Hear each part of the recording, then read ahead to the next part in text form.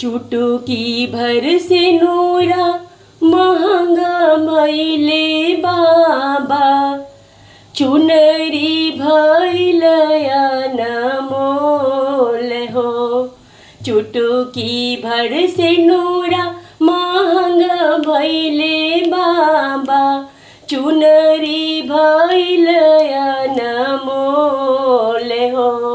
एही रे से नुरवा के कारण बाबा, छूटी गईले आमा के गोद हो।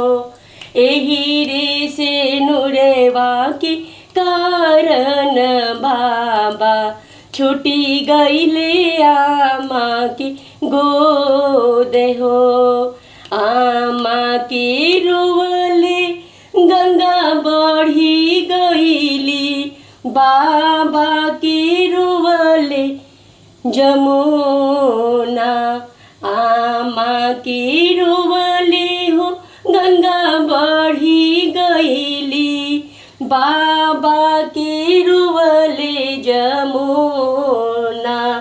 भैया के रोवले घुटन भरी पनिया, भौजी के अखियो नालो रे हो।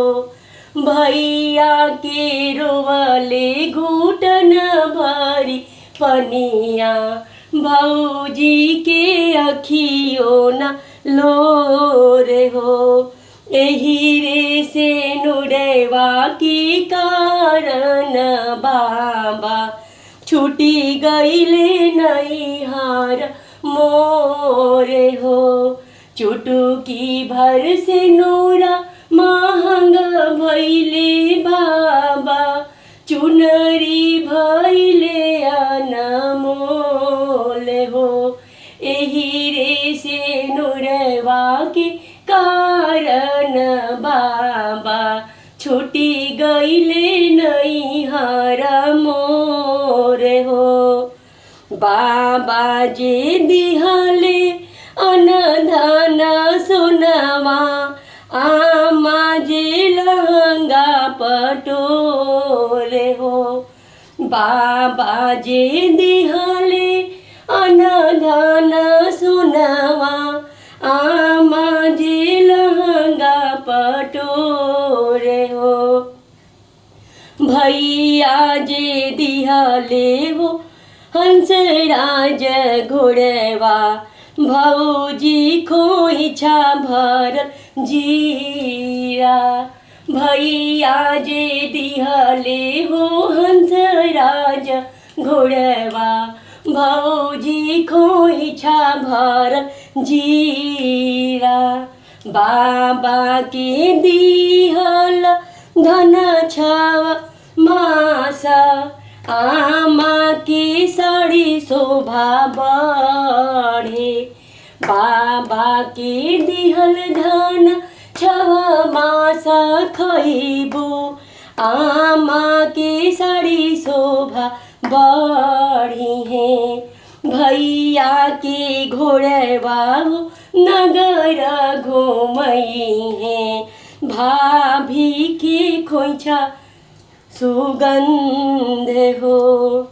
भैया के घोड़वा हो नगर घूमई है, भाभी के खोइछा सुगंध हो। एही रे से नुरवा के कारण बाबा, छूटी गईले नैहर मोरे हो। चुटकी भर से नूरा महंगा भैले बाबा, चुनरी भैलयन मोल हो।